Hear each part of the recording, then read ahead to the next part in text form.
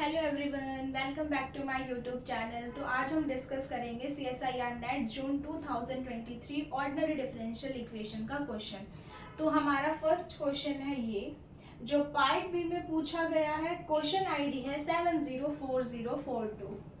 तो क्वेश्चन की स्टेटमेंट ये है, suppose x of t is the solution of the following initial value problem in R2 x dash equal है ax with given initial condition x of 0 equal है x not, where matrix given है आपके पास 2 cross 2 की matrix given है।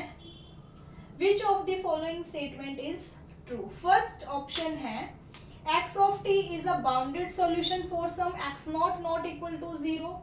Second solution given है e minus 60 mod x of t tending to 0 as t tending to infinity for all x not equal to 0. Third है e minus t mod x of t tends to infinity as t tending to infinity for all x not equal to 0. Fourth option है e minus 10t mod x of t tending to 0 as t tends to infinity for all x not equal to 0. तो इस question को solve करने के लिए पहले हमें इस मैट्रिक्स A की आइगन वैल्यू निकालनी पड़ेगी। तो आइगन वैल्यू के लिए क्या करते हैं हम, a माइनस लैम्डा आई का डिटर्मिनेंट इक्वल टू 0, या फिर हम क्या करें, ये 2 क्रॉस 2 की मैट्रिक्स गिवन है, इस मैट्रिक्स की हम कैरेक्टरिस्टिक पॉलिनोमियल लिख लें। वो क्या होती है, लैम्डा स्क्वायर माइनस के trace of A lambda plus में determinant of A equal to 0 lambda square minus में ट्रेस क्या होता है, डायगोनल एलिमेंट्स का सम माइनस के 7 लैम्डा प्लस में डिटर्मिनेंट क्या आएगा 10 माइनस 4 6 इक्वल टू 0। तो यहां से लैम्डा की वैल्यू क्या आ जाएंगी 1 and 6। So eigen value of matrix A is 1 and 6. तो इस केस में हमारा सॉल्यूशन क्या होगा, C1 e रेज टू की power lambda 1t V1 plus में C2 e lambda 2t V2। V1 and V2 क्या है यहाँ पे, V1 लैम्डा 1 आइगन वैल्यू के करस्पॉन्डिंग आइगन वेक्टर है और V2 यहाँ पे लैम्डा 2 आइगन वैल्यू के करस्पॉन्डिंग आइगन वेक्टर है। अब हमें V1 V2 फाइंड आउट करने हैं, तो वो कैसे होंगे, पहले हम आइगन वैल्यू करस्पॉन्डिंग 1 के निकालते हैं, a minus lambda I V1 equal to 0 4 lambda equal to 1। तो a minus I V1 equal to 0, a minus I जब आप करोगे तो 5 माइनस 1 4 4 1 2 माइनस 1 1 और लेट कर लेते हैं V1 को हम, let us consider V1 equal है xy इक्वल है 0 0। तो जब आप इसको सॉल्व करोगे यहां से 4x प्लस में 4y इक्वल है 0। सो यहां से क्या इंप्लाई हुआ, x इक्वल है माइनस y।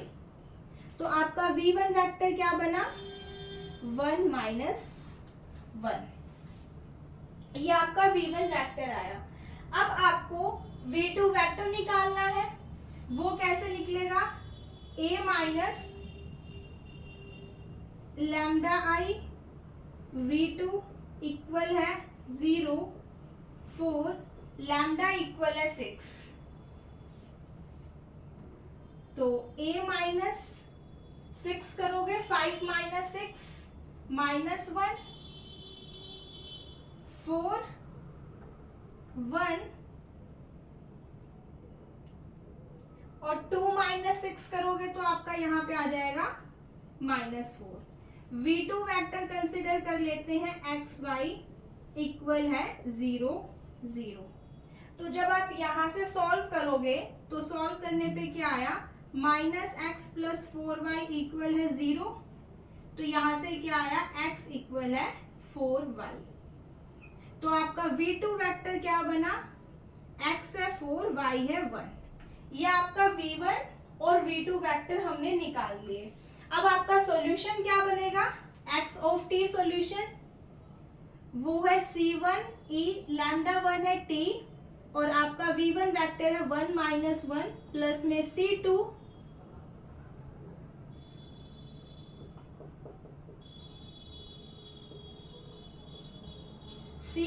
E2 की पावर 6T, V2 वेक्टर है आपका 4 1।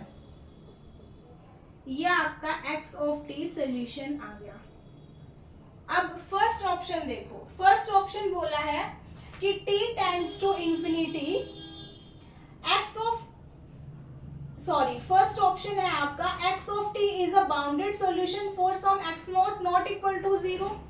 जब आप t टेंडिंग टू इंफिनिटी करोगे तो आपका जो x ऑफ t सॉल्यूशन है वो भी इंफिनिटी पे जाएगा, मतलब आपका x ऑफ t सॉल्यूशन कैसा है, अनबाउंडेड है। सो फर्स्ट ऑप्शन यहाँ से डिस्कार्ड हुआ।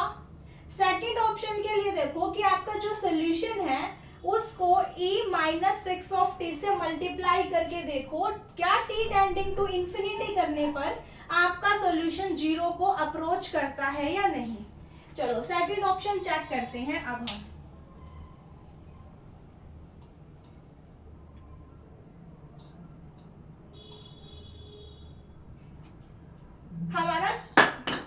हमारा सॉल्यूशन है ये e - 6 of t, x of t का मॉड इक्वल है C1E माइनस के 5 ऑफ t 1 - 1 प्लस में C2 E2 की पावर 0 1 हो जाएगा और यहाँ पे बचा 4 1।